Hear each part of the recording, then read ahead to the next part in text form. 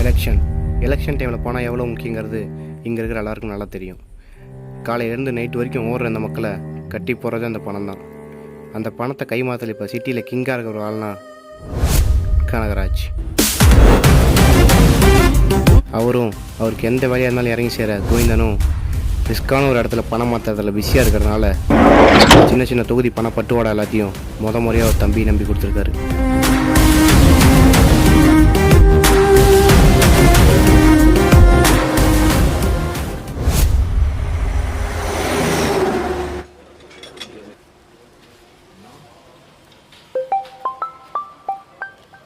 யாரா? குருடா. அவனா? அவன் வேற காசு கேட்டு ஆர்டர் பண்ணாடா. சரி, அட்டன் பண்ணு. ஹலோ டேய். ஹலோ சொல்றா. எங்கடா இருக்கீங்க? சாபால. நண்டா எங்கடா இருக்கான்? இங்கதான் இருக்கான். சொல்றா. டேய், அண்ணன் உங்க நம்பி இவ்வளவு பெரிய ப்ராஜெக்ட் முறையா கொடுத்துருக்காரு. என்னடா அசால்ட்டா தாபால இருக்கேன்னு சொல்றீங்க? டேய், எனக்கு இருக்க டேலண்ட்டுக்கு நான் பணத்தை பார்டர் விட்டு பார்டரே மாற்றுக்கொண்டேன். இது என்ன லோக்கல் பண பட்டோடா தானே? அது பாட்டில் அது வேலை நடந்துட்டு இருக்கடா. அது பாட்டு யார் அனுப்பியிருக்க நீ? அதான்டா இந்த சதீஷையும் அரவிந்தையும் அனுப்பிச்சிருக்கேன்டா. ஏண்டா பணம் மேட்ரு சின்ன பசங்களை அனுப்பியிருக்கேன்னு சொல்ற? டே, நீ சும்மாடுற. இந்நேரம் ஃபோன் பண்ணி பண்ணல. இதா பண்ணிட்டானுங்கல்ல. சொல்றா. நான் சேஃபாக தானே போயிட்டுருக்கீங்க? மெயின் ரோட்டில் போனால் போலீஸ் ப்ராப்ளம் இருக்குன்னு நீங்கள் தானே ஊருக்குள்ளே பூந்து போக சொன்னீங்க. அப்படி போயிட்டு இருக்கும்போது எவனே தெரியலண்ணா திடீர்னு அடிச்சு போட்டு பொடியை தூக்கிட்டு போயிட்டான். எது? பொட்டியை தூக்கிட்டு போயிட்டானுங்களா?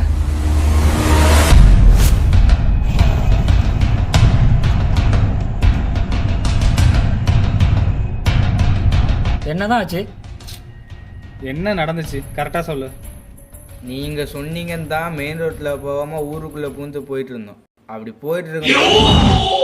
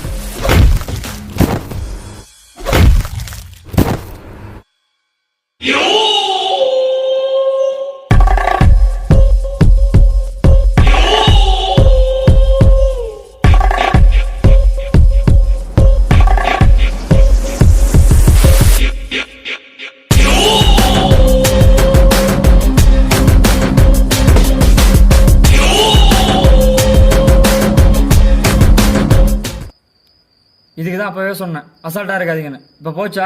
டே, நீ மூடுறா. யாரா இருக்கும்? அச்சா, அந்த கோவிந்தனா இருப்பானோ அவன் தான் நமக்கு ஆப்போசிட் எல்லாம் பண்ணிருப்பான். இல்லைடா, அவனா இருக்க வாய்ப்பு இல்லை. இந்த ரூட் எவனுக்குமே தெரியாதுடா. நல்லா தெரியும். அவனா இருக்க வாய்ப்பு இல்லை.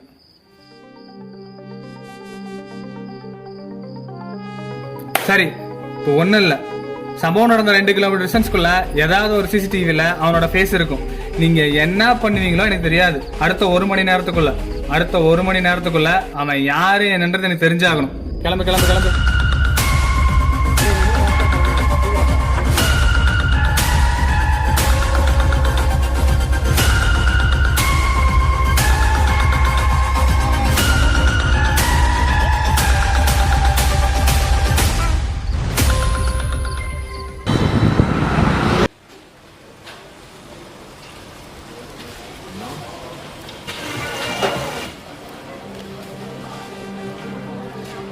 யாரா இருக்கும்? இந்த பேக் எடுத்துட்டு போன 2 பேருமே பிளான் பண்ணி அடிச்சுட்டு ஏதாவது டிராமா பண்றானுங்களோ? இல்ல இவனுங்க 2 பேர்த்துல எவனாவது இருக்குமோ? சேச்சா, வாய்ப்பு இருக்காது. அண்ணா டீனா?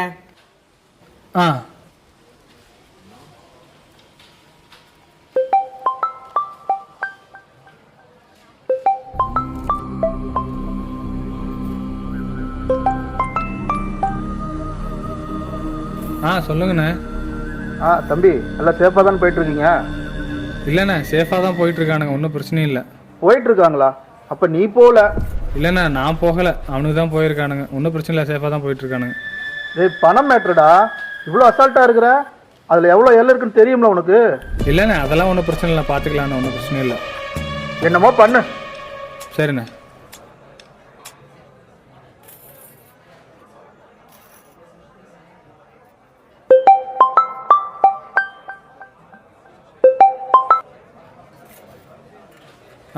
சொல்கிறா. மூணு ரோட்டில் ஃபுட்டேஜ் ஒன்று கிடச்சிருக்கு, உனக்கு வாட்ஸ்அப் பண்ணுற பார்த்துக்க. சரி, இரு பார்க்குறேன்.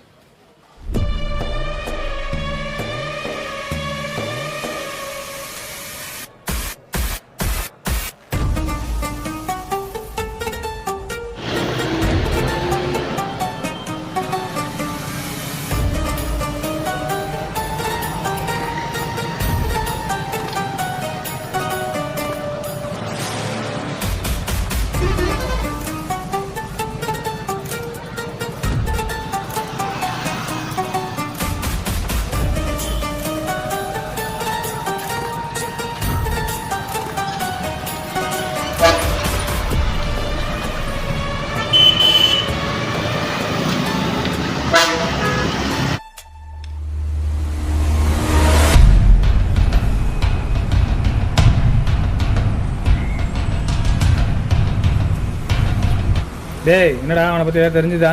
இந்தா இந்த ஃபோன் தான் இருக்குது, இதில் சிம் இல்லை, ஹிஸ்ட்ரி இல்லை, எதுவுமே இல்லை. அவன் யாருன்னு தெரிலல்ல? சூப்பரா. டே கிளம்புங்க, தயவு செஞ்சு கிளம்புங்க, இடத்த காலி பண்ணுங்க. டேய் சும்மா இருடா நீ. கிளம்புடா.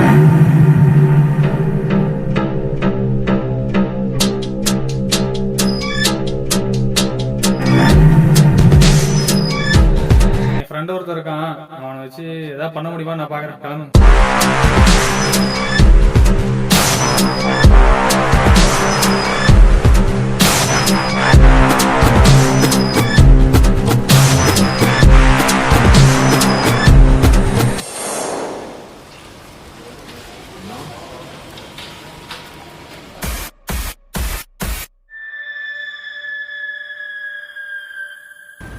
ப்ரோ சில் ப்ரோ, இப்போ என்ன அந்த நம்பருக்கு யார் லாஸ்ட்டாக கால் பண்ணான்னு தெரியும், அவ்வளோதானே. ஒரு 2 hours டைம் கொடு. எவ்வளோ நேரம் ஆனாலும் பிரச்சனை இல்லைடா, அவன் யாருன்னு மட்டும் எனக்கு தெரிஞ்சா போதும். ஓகே.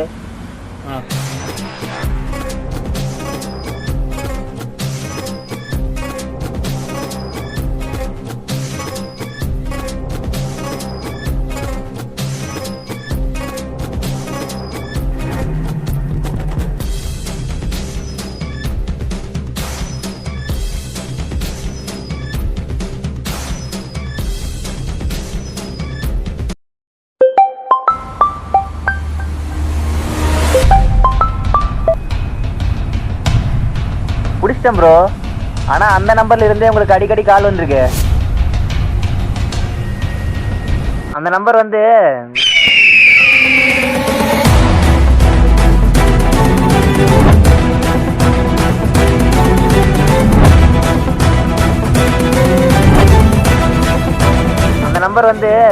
குருங்கிற பேர்ல ரெஜிஸ்டர் ஆயிருக்கு.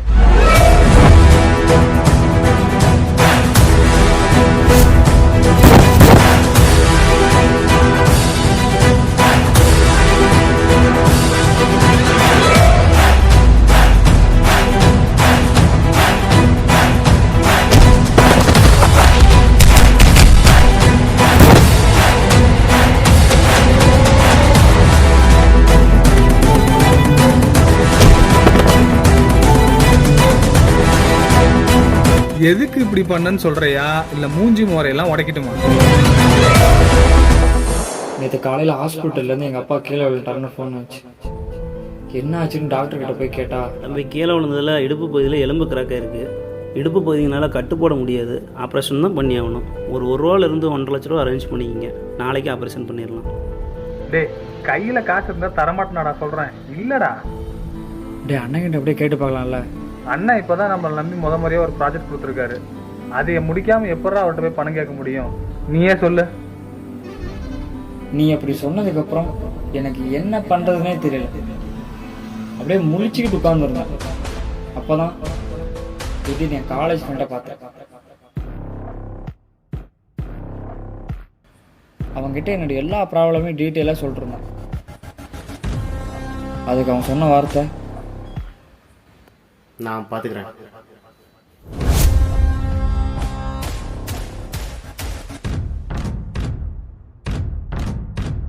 டேய் எப்புட்றா?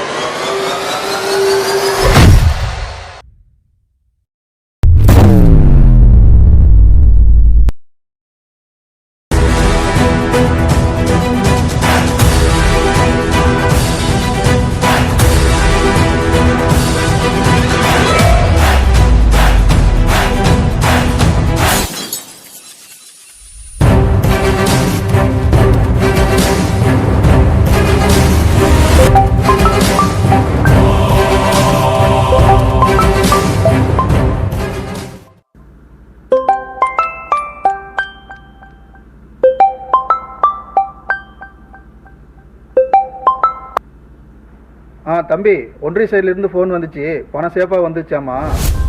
எது பணம் வந்து சேர்ந்துருச்சா? அப்புறம் அதில் ஏதோ ஒரு எல்லாம் குறையுதுங்கிறாங்களே, அதை பற்றி உனக்கு எதாவது தெரியுமா? ஆக்சுவலாக என்ன நடந்துச்சுன்னா,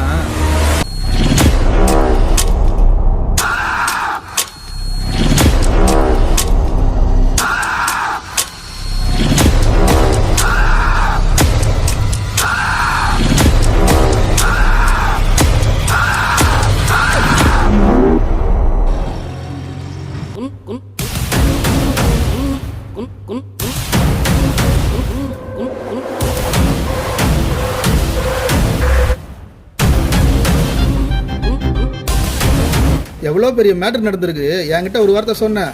என்கிட்ட சொல்லியிருந்தா இவ்வளோ பெரிய பிரச்சனை இல்லை தெரியுமா? இப்போ கூட ஒன்றும் பிரச்சனை இல்லை. அவன் என் கையில் தான் இருக்கான். அவனை கொன்னுட்டு தான் அடுத்த வேலை. ஏய் சுமார்ரா, கொன்றுவேண்ணே. 1 லட்ச ரூபா தானே, நான் பார்த்துக்கிறேன். அவனை விட்டுறதா? அவனை அப்படியே கைக்குள்ளே வச்சுக்க. எதுக்கு? அடுத்த தடவை இந்த மாதிரி சம்பவம் பண்ணும்போது சுருட்டிட்டு போகிறதுக்கா? எனக்கே டவுட் வராமல் எப்படி க்ளீனாக பிளான் பண்ணி நீட்டாக செஞ்சுருக்கிறானுங்க. இந்த மாதிரி வேலை தெரிஞ்ச பசங்கள்லாம் நமக்கு கண்டிப்பாக தேவை. ஏய் அவனை விட்டுருங்கடா.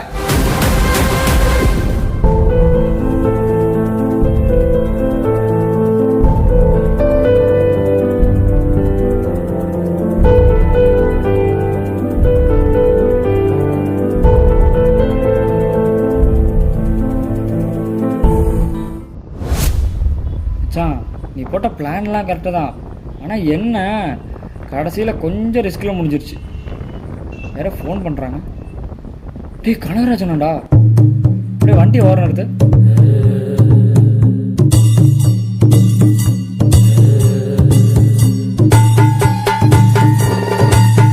ஹலோ சொல்லுங்கண்ணா. என்ன தம்பி, அப்பாவுக்கு ஆப்ரேஷன்லாம் முடிஞ்சா? நல்லா இருக்காரா? நல்லா இருக்காருங்கண்ணா. நீங்கள் சொல்லலாம் இன்னைக்கு இருந்துருப்பேனானே தெரியலங்கண்ணா. ரொம்ப நன்றிங்கண்ணா. அதெல்லாம் விடு, ஒன்றும் இல்லை. ஒரு செட்டில்மெண்ட் வேலையாக கொஞ்சம் வெளியூர் போகிறேன். ஒரு சின்ன வேலை இருக்குது, நீ பண்ணுறியா? நான் ஒரே நிமிஷம்ங்கண்ணா. நான் மறுபடியும் சொல்லுங்கள். அதான்டா, நான் ஒரு செட்டில்மெண்ட் வேலையாக வெளியூர் போகிறேன். ஒரு சின்ன வேலை இருக்குது, உனக்கு ஒன்றும் பிரச்சனை இல்லைன்னா நீ பண்ணு. பண்ணிக்கலாங்கண்ணா. குன்